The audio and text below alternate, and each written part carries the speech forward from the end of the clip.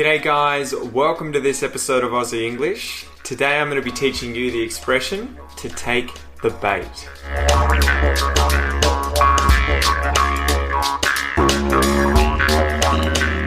So the expression to take the bait is quite often used in English. I mean, this is the kind of expression that I would use quite a bit, that I hear quite a bit in Australian English, and it kind of surpasses all kinds of English. So you're going to hear it in American English, English, Canadian English, New Zealand English, Australian English.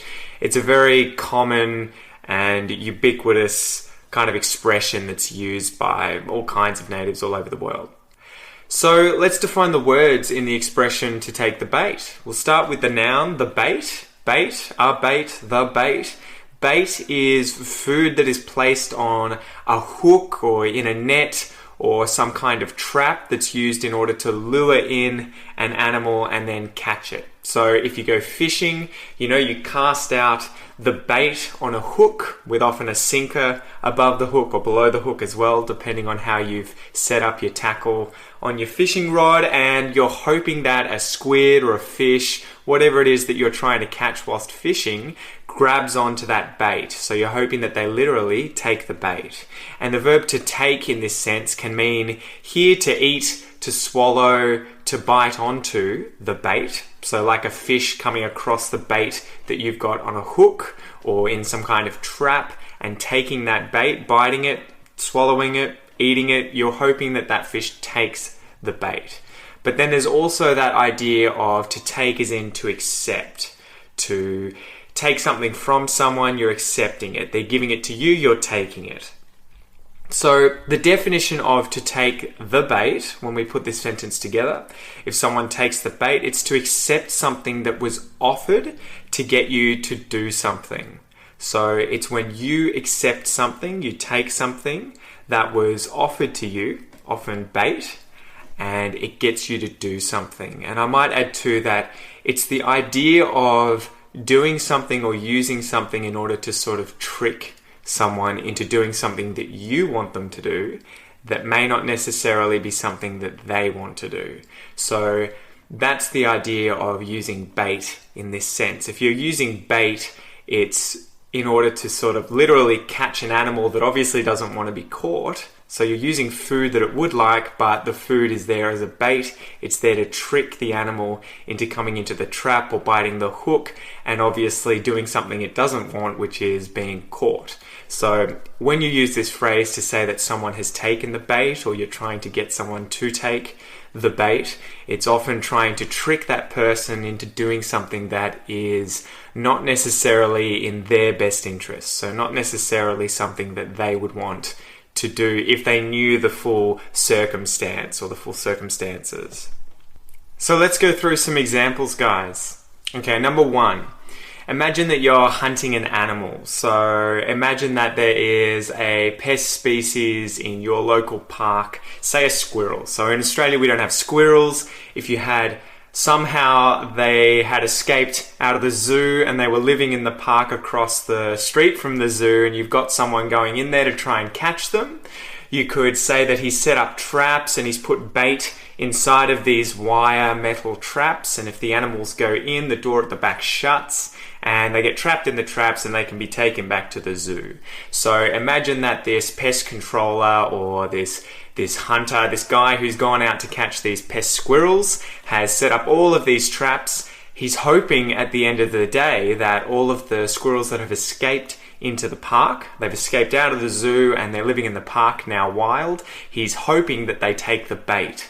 He's hoping that each one of these traps is going to be successful in catching one of these animals by luring in one of these animals, hoping they go into the trap, take the bait, bite the bait, swallow the bait, grab the bait, and the door shuts and traps them there so that they can be taken back. So that's one example where we could literally use this phrase of hoping that something literally takes the bait in a trap. So it's fooled, it's lured in, it's tricked into taking the bait and getting trapped, which is obviously something it doesn't want. So that's example number one. Example number two, imagine that you are a chess player, and chess is that game with, I think, 64 squares. You'll have like black and white squares in alternating succession, in alternating patterns across a checkered board, and you have, I don't know the exact number, but you have all of those pieces. So you've got like rooks, that first row of rooks, and then, actually, sorry, the first row is pawns. The first row is pawns. The rooks or the castles are the ones on the end. Then you've got the horses, the bishops, and then the king and the queen. So that's the game of chess. You know, it's a strategy game where two people play it. One's white, one's black, and you're effectively trying to take the king of the other person, trap the king. You're wanting to checkmate that person and win the game of chess. So imagine that you're playing this game of chess with someone and you're trying to trick them into doing a certain thing, making a certain move to actually open up their king so that you can checkmate them and win. So you're trying to lure them in and hoping that they take the bait. So imagine you've set up some kind of arrangement of your pieces that it makes you look weak, but you know that actually you're going to be able to checkmate the opponent if he takes the bait, if he gets lured in, if he's tricked, if he does a certain action and opens himself up for you to be able to make a certain movement, do a certain movement, and trick the guy and checkmate the guy. If he does what you want him to without knowing it though, that's him taking the bait. And the bait in this example would be, say, you've exposed a certain piece. So in chess, for example, everyone's always worried about losing their queen. You know, everyone doesn't want to get checkmated and lose their king, obviously, because the game's over. But prior to that, at least for the novice, for the person who doesn't know the game incredibly well, the most important piece that everyone seems to always want to protect is the queen.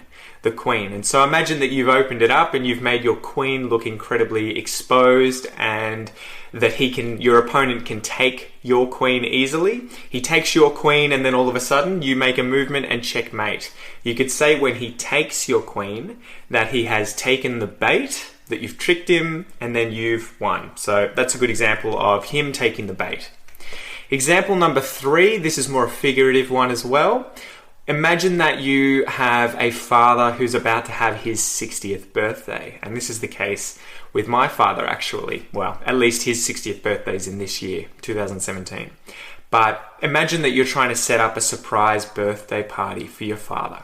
You don't want him to know that you're going to have a surprise birthday party. So a surprise birthday party where you invite over all of your friends, you get all of the cake and food and drinks, everything set up in your house or wherever it is that you're having the party.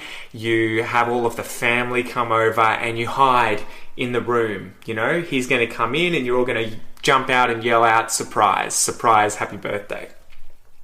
In order to get him to go out and do something, to be away while you're setting up the party, because he would know otherwise, you need to sort of trick him and lure him out to go and do something. So imagine that you ask him to go to the shops to get some snags, some sausages or some lamb chops or something because you want to have a small barbecue tonight. You know, hey dad, it's your birthday, let's just have a small gathering, just, you know, me, my sister, mum and you will have a small barbecue. Can you go get some meat?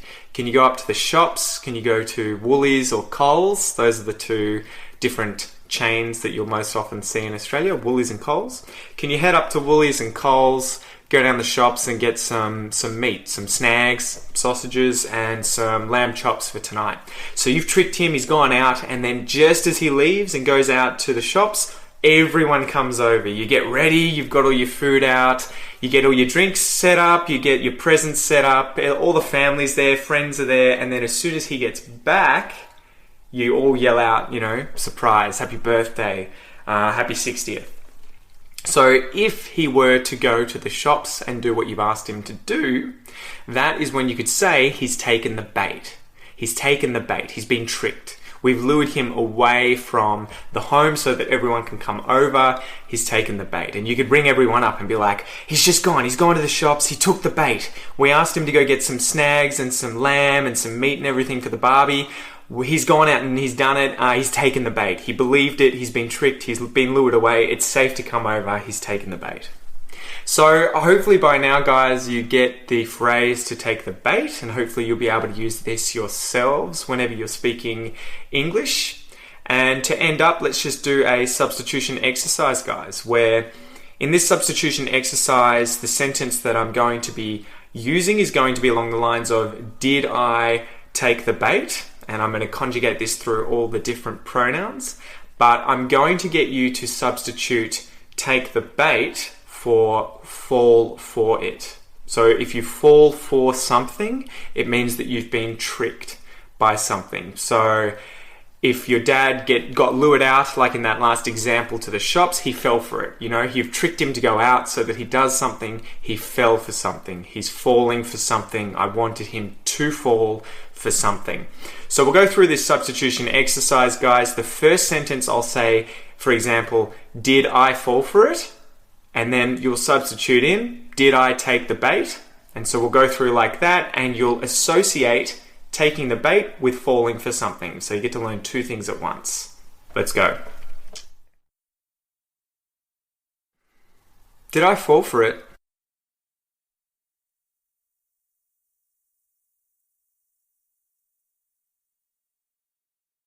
Did I take the bait?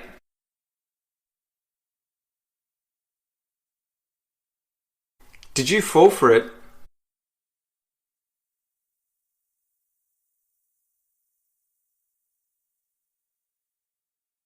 Did you take the bait?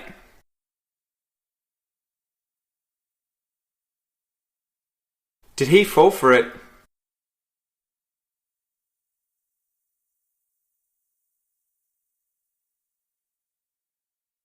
Did he take the bait?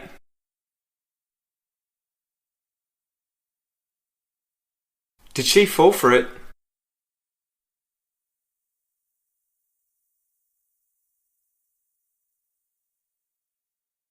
Did she take the bait?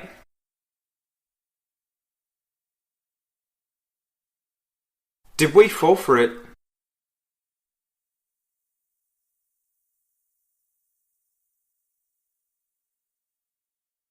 Did we take the bait?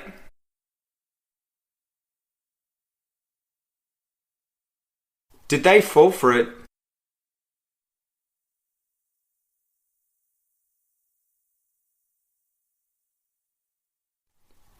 Did they take the bait?